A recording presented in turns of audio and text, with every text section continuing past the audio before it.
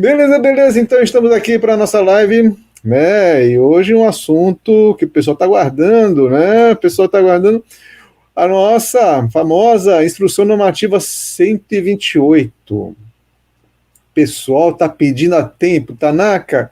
Quando você vai falar? Você vai falar, vai dar aula da Instrução Normativa 128? Como que essa história aí? Porque foi uma coisa nova, né? É um assunto novo. E aí o pessoal ficou tudo ensandecido, assim, querendo a instrução. Bom, primeiramente, o que nós vamos fazer, né?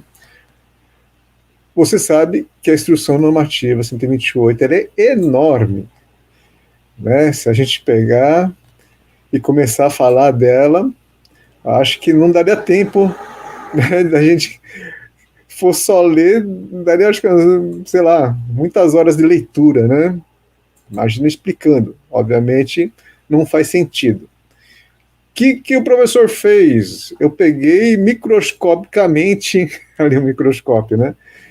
E procurei, né, selecionar os artigos que achei interessante, que achei pertinente, com a ajuda também de colegas seus, né, de alunos aí que estão no curso de questões, o pessoal que está mais avançado, que já está estudando há um tempinho, né? Então eles me ajudaram também a fazer essa seleção de artigos, tá? Então, começando aqui a nossa instrução normativa, obviamente nós não vamos tratar de toda a instrução normativa, né? Porque tá lá, né? Primeira coisa que eu quero falar para vocês, né? Vamos falar algumas coisas dessa instrução normativa. Primeira coisa é o seguinte, e inclusive veio uma pergunta hoje que eu vi, né? Tanaka, legal, isso veio assim no seu edital, né? E tem 21, esse aqui é o edital, né?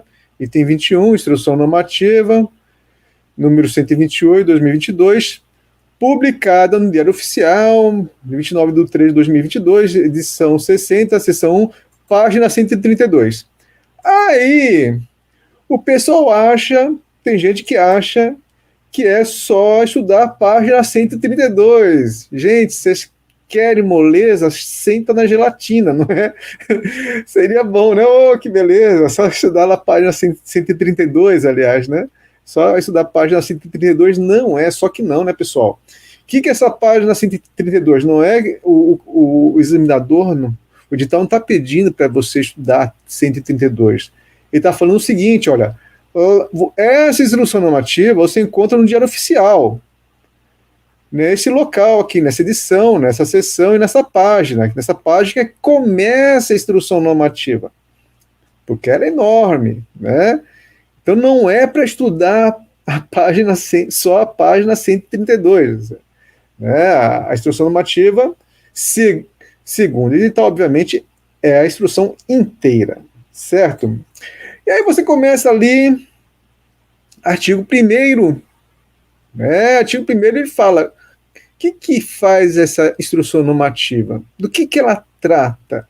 Gente, ela trata de tudo que se imagina de previdência. Ela vai abranger todos os assuntos da 8.212, 8.213, decreto 3.048, né? Disciplinar as regras acerca de procedimentos das rotinas sobre cadastro, administração, retificação de informações dos beneficiários, reconhecimento, manutenção, revisão, recursos e benefícios previdenciários assistenciais, serviço do regime geral da Previdência Social. Então, está falando do regime geral da Previdência Social, certo?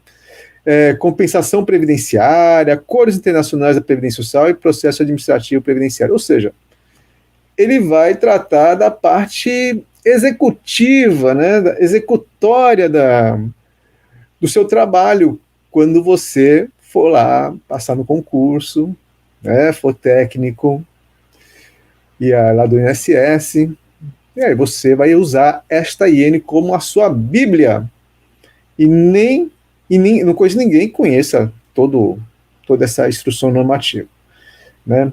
Aí você está lá, Tanaka, mas eu vou ler toda essa instrução normativa, quero ler toda. Aí você começou ali no artigo 2º, filiação ao vínculo que se estabelece entre a Previdência Social e as pessoas que para ela contribuem, do qual decorrem direitos e obrigações. Você fala, peraí, Tanaka, essa afiliação aqui Esse conceito eu conheço. Você tem uma aula só de filiação, lembra? No começo do meu curso, tem uma aula só sobre filiação. Aí você fala, peraí, eu conheço esse assunto.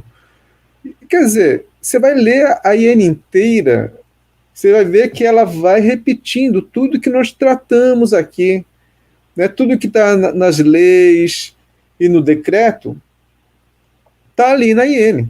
Então não vai ficar assim, não necessariamente você vai ler toda a IN, certo? Que ela tem o quê? Ela tem 674 artigos. Isso aqui é o último artigo, né? Esta instituição normativa entra em vigor na data da sua publicação, devendo ser aplicada a todos os processos pendentes de análise e decisão. É uma instituição normativa em que você aplica. Ela nasceu em março, né?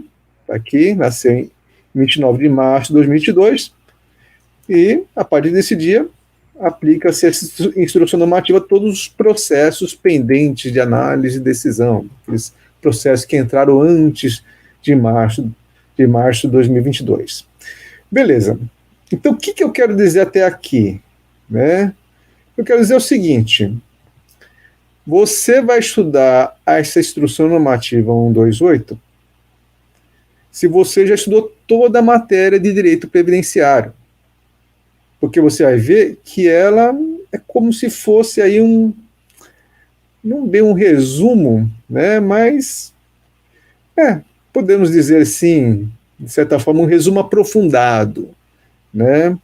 Então, se você quer encarar esse estudo, quer ler a IN 128, é porque você já sabe toda a matéria de direito previdenciário, você estudou ela inteirinha, e você quer encarar como uma revisão aprofundada. Ou seja, quem está no meio do caminho, eu não aconselho que você leia ela por inteiro. Quem ainda não tem toda a matéria de direito previdenciário aí estudada, tá? E mesmo quem tem toda a matéria estudada, aí é uma questão estratégica para você. Né? Você que vai ter que tomar essa decisão, né, de ler ou não ler a IN. Tem muita coisa que ela viaja. A IN ela começa a remeter para o artigo tal. Bom, você pode fazer uma leitura dinâmica também, tá? Mas o que eu falei, lembra, não sei se você lembra, quando estava analisando o edital, inclusive estava na Itália, nem estava aqui, estava viajando, aí veio o edital, né? Eu falei, olha, estuda isso aí se você tiver tempo. Se você não tem tempo, você vai focar nas revisões, nos vídeos normais aí que nós temos, né? Então, porque você vai ter tempo para ler os 674 artigos e digerir. Agora, qual é a proposta nossa aqui nesta aula? A proposta nossa nessa aula é o que eu falei para vocês no começo, que é o desenho do microscópio. Eu peguei o microscópio, eu e meus alunos do curso avançado, do curso de questões, né? E nós destacamos aí os pontos principais que eu achei mais pertinente, né? Se eu fosse um examinador, o que eu perguntaria, né? Então, se você quer aumentar a chance no CS, então você pode assistir essa série de aulas que a gente vai fazer aqui com vocês. A gente vai fazer provavelmente esta e mais uma live, né? E aí eu vou te mostrar alguns pontos da N128 que pode fazer diferença na hora da prova, tá? Ah, Tanaka, então quer dizer que você garante que se cair alguma coisa da IN, né, vai cair alguma coisa que você está dando hoje, agora, nesses dias, nessas aulas? Não, lógico que não, né? Se eu soubesse que iria cair na prova, eu nem poderia, primeiro que eu não poderia falar, senão iria preso, né? Então, assim, lógico que a gente não sabe, a gente pega da nossa experiência como professor de concurso público, né? A gente vai pegando ali, pensando alguns tópicos importantes que estão na IN. Então, é óbvio, o professor pode acertar, pode errar também, né? Mas, aquela história, se você não tem tempo para estudar, assiste só para ler a IN inteira. Acho que a maioria daqui não tem tempo para ler a IN inteira, né? Assista essas aulas, né, que pelo menos alguns pontos interessantes a gente vai tratar com vocês, tá? Outra coisa, eu deixei para vocês, né? O que acontece? Como falei para vocês, eu e meus alunos pegamos alguns artigos, alguns pontos interessantes e grifamos na própria IN. Grifamos com aquela canetinha amarelinha que vocês conhecem, né? Obviamente grifamos no programa do Word. E aí eu disponibilizei para vocês lá no meu site, tá bom?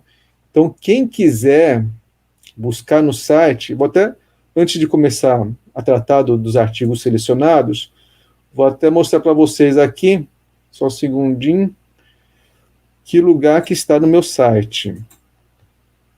Bom, esse aqui é meu site, né?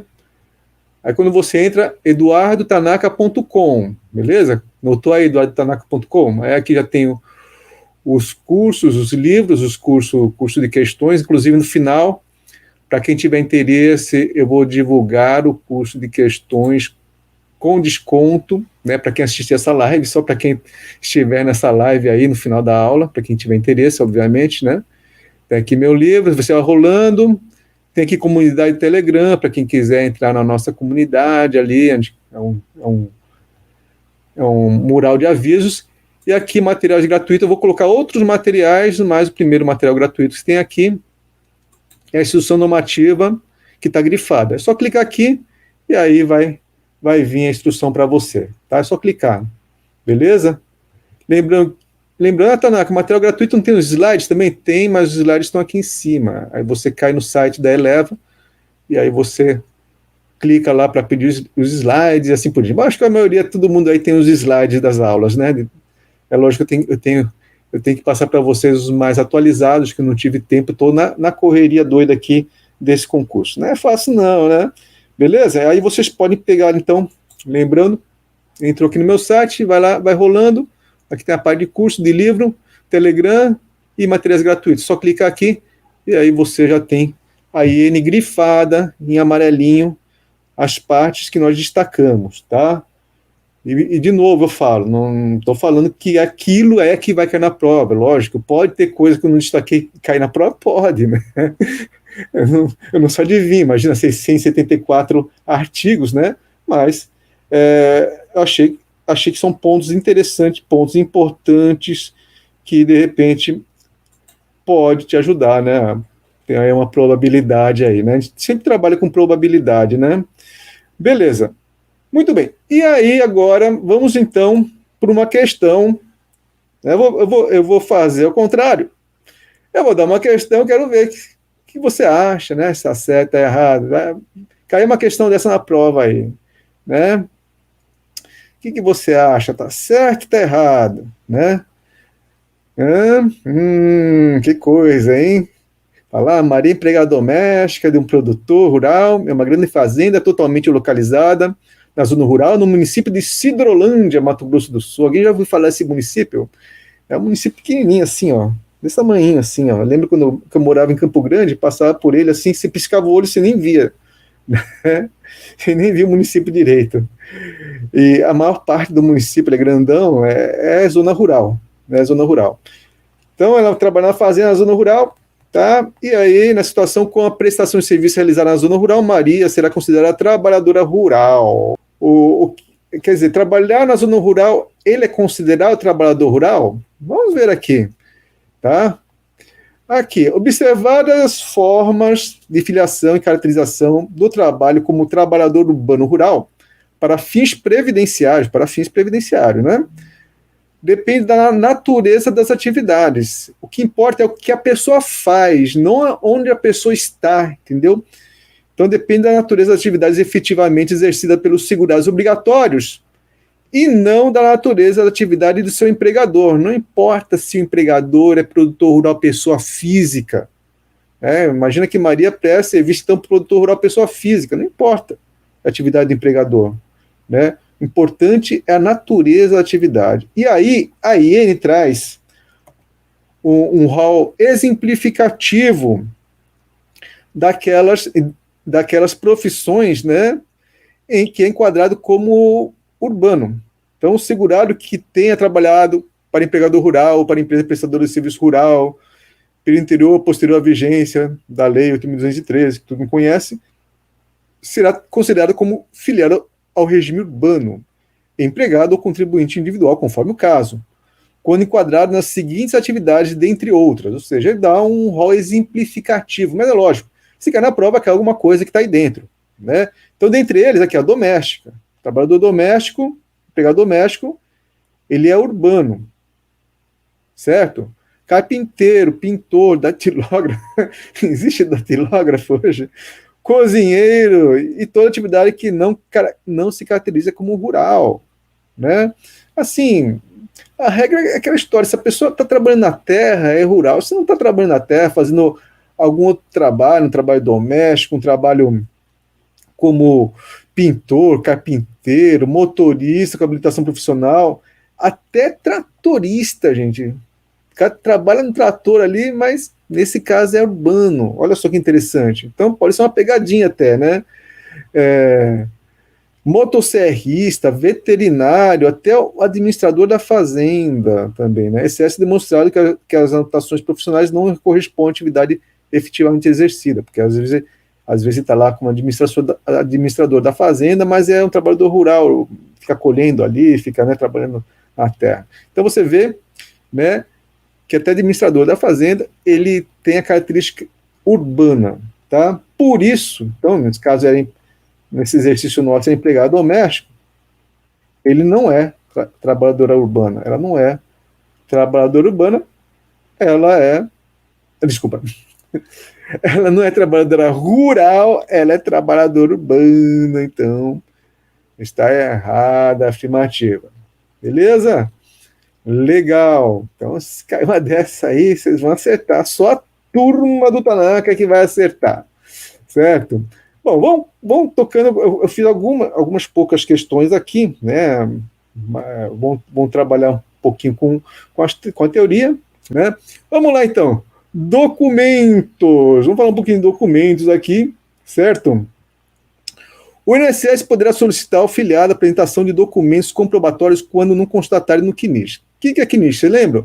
CNIS é Cadastro Nacional de Informações Sociais, né? São os, entre aspas, computadores da Dataprev, do INSS. Graças a estes computadores, ao CNIS, a esse banco de dados, é que você se aposenta. Como assim, Tanaka? Você contribui todos os meses, seu nome está lá no banco de dados do CNIS, né? O seu patrão ou você, né, coloca lá o seu nome, seu CPF e tudo mais, seu número do INSS, seu NIT, e aí essas informações vão alimentar o CNIS, né? Olha, Tanaka pagou nesse mês, né, pagou R$ 1.000 de contribuição previdenciária, né? Legal, aí no futuro eu vou me aposentar, né, graças a essas informações que estão no CNIS. Mas às vezes o seu patrão esqueceu de colocar o seu nome lá no CNIS, né? E aí você tem que comprovar com alguns documentos, tá? Então o INSS ele pode solicitar ao filiado a apresentação de documentos comprobatórios quando não constarem no CNIS informações relativas a dados cadastrais da pessoa física, atividade, vínculos, remunerações e contribuições, ou quando houver dúvida sobre a regularidade ou a procedência dessas informações, motivada por divergências, temporaneidade ou insuficiência de dados, inclusive referente ao empregador, ao filiado, à natureza da atividade ou ao vínculo. Ou seja, a qualquer momento, o INSS ele pode solicitar: eu quero que você apresente documentos, porque o que está no CNIS talvez não condiz com a sua realidade, né? Ou então está faltando aqui informações. Aí você vai lá e apresenta os documentos. E o parágrafo único fala lá: somente serão solicitados ao filiado documentos expedidos por órgãos públicos ou certidões, quando não for possível a obtenção diretamente do órgão. Ou seja, o INSS ele só vai solicitar de você, filiado, de você, cidadão, né, quando documentos que são expedidos por órgão público quando ele não conseguiu obter diretamente no órgão público, né? Quando não foi possível a sua obtenção diretamente no órgão, na entidade responsável pela base de dados oficial, tá? Então, primeiro ele vai tentar encontrar essas informações, né, nos órgãos públicos ali, responsáveis, e se não encontrar, ele vai pedir para o filiado, certo? Beleza. E aí, ó, eu tô pulando, tipo, do 11 para o artigo 40. Né? Ah, e os artigos estão no meio, você não vai trabalhar, Tanaka? Não, né?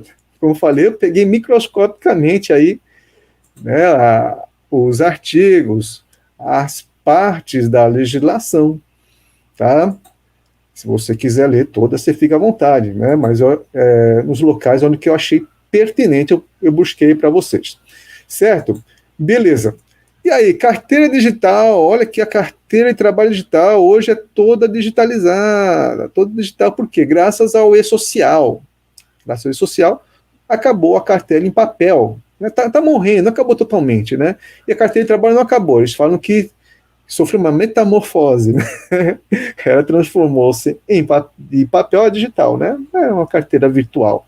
São seus dados que agora estão em banco de dados, estão mais seguros, você não fica dependendo de papel, né? Vai que você perde a carteira de papel, não é verdade? E aí, então a carteira foi instituída pela lei, por essa lei aqui, não precisa decorar número de lei, isso aqui não tem que decorar nada, tá? E a partir da obrigatoriedade do seu uso do e-social, graças ao e-social. Os eventos eletrônicos gerados por esse sistema, relativo ao contrato de trabalho do empregado, inclusive doméstico, serão incorporados ao CNIS e à referida carteira. Então, as informações que o patrão coloca lá no e-social, lembra que nós tivemos aulas do e-social? O e-social é onde você coloca o nome do seu empregado, coloca lá o salário do seu empregado, e você que trabalha, com certeza, seu nome está no e-social, né? Seu nome, através do e-social, vai para o CNIS, vai abastecer o CNIS, vai abastecer informações do Ministério do Trabalho, carteira de trabalho, né? O CNIS, ele pertence ali ao INSS, carteira de trabalho pertence ao Ministério do Trabalho, tá? Respeitar os critérios dispostos na seção papapá. Isso aqui não tem que decorar nada, não tem que saber nada. Esse número de seção, desse capítulo. Além dos vínculos oriundos dos eventos eletrônicos gerados pelo e-social, a carteira de trabalho digital poderá apresentar vínculos anteriores à sua inscrição, proveniente de dados existentes no CNIS. Então, essa carteira pode trazer vínculos anteriores também, porque as informações de trabalho elas estão guardadas todas no CNIS, né? E o CNIS conversa ali com a carteira de trabalho, tá? Achei interessante aqui a gente tocar nessa parte. Legal. Esse artigo aqui, esse parágrafo segundo, ele fala daquela situação, você deve ter estudado até em direito constitucional, talvez, aquela situação em que a pessoa ela é vereadora e consegue compatibilizar, e ela é vereadora e servidor público. Imagina que eu, Tanaka, sou servidor público, né? E eu consiga me eleger vereador de uma cidade pequenininha. Nas cidades pequenininhas, as sessões elas acontecem à noite, porque de dia a pessoa trabalha, né? O vereador trabalha o seu trabalho normal, um é comerciante, né? Outro é servidor público, né? Então, cada um tem seu trabalho, outro é dentista, é médico, sei lá. E à noite eles se reúnem, são vereadores. Né? Nas cidades grandes, não. Cidade grande, o cara é só vereador, tem muita coisa para fazer. Mas nas pequenininhas, né, eles até conseguem compatibilizar os horários. E aí o que acontece? Imagina que eu, Tanaka, servidor público, eu estou ligado ao regime próprio de previdência social, né? E sou vereador à noite, certo? Trabalhando de dia como auditor e de noite como vereador. O que acontece?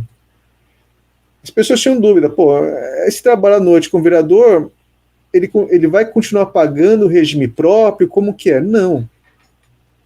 Ele trabalha à noite como vereador, mesmo Tanaka sendo auditor e filiado do regime próprio, Ele trabalha à noite, ele vai pagar para o regime geral de previdência social. Beleza? Então tá lá. Na hipótese aqui, o servidor público efetivo vinculado ao regime próprio de previdência social, que é o meu caso, por exemplo, caso Tanaka, que exercer concomitantemente, isso aqui, ó, isso aqui, essa palavra, quem não sabe, é ao mesmo tempo, gente. Isso aqui cai em concurso público, essa palavrinha chata aí, né? Se você não souber, fica sabendo que concomitantemente é ao mesmo tempo.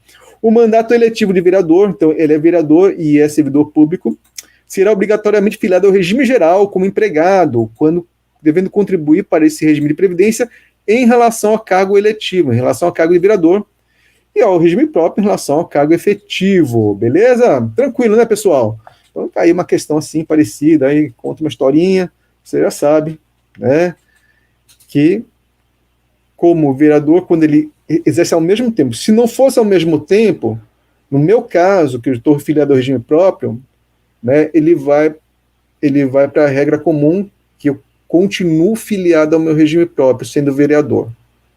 Tá? Se não for concomitantemente, ou seja, se eu tiver que me licenciar, deixar a minha cadeira de auditor fiscal da Receita Federal para ser vereador, eu continuo pagando para o meu regime próprio, porque eu quero, no futuro, me aposentar como auditor fiscal. Vereador são só 4 anos, né? Então eu quero me aposentar no futuro como auditor fiscal, tá? Esse aqui é o exercício concomitante. Legal. Empregado do cônjuge, né? Será que a sua mulher pode ser sua patroa? No sentido técnico da palavra. Eu sei que quem casa, quem manda é a mulher. Aqui em casa também é assim, né? Mas será que no sentido técnico da palavra, a sua mulher pode ser sua patroa? Pode. Ou vice-versa, seu marido pode ser seu patrão, né? Aí a mulher fala, não, pode sim. O vínculo empregatício mantido entre cônjuges ou companheiros não impede o reconhecimento da qualidade segurado do empregado. Agora, atenção, excluído doméstico. Então, a sua mulher não pode ser sua empregada doméstica. E vice-versa, viu, mulherada? Né? Seu marido não pode ser o seu empregado doméstico. Tá certo? Não pode ter esse vínculo. Por quê? Por quê? Perguntou a Tayane. Porque é o seguinte, para evitar fraudes, entendeu? Só por isso. Porque o vínculo doméstico é um vínculo muito tênue, muito fácil de ser conseguido. De repente está lá, sei lá, estou contando uma história aí, né? A mulher engravida e aí o marido fala, não, vamos te registrar como doméstica aqui, né? Pagando o teto para você receber o salário maternidade pelo teto, né? Então, para evitar fraudes, outras coisas mais, não pode ser cônjuge, não pode ser empregado doméstico do outro cônjuge, beleza? Tranquilo?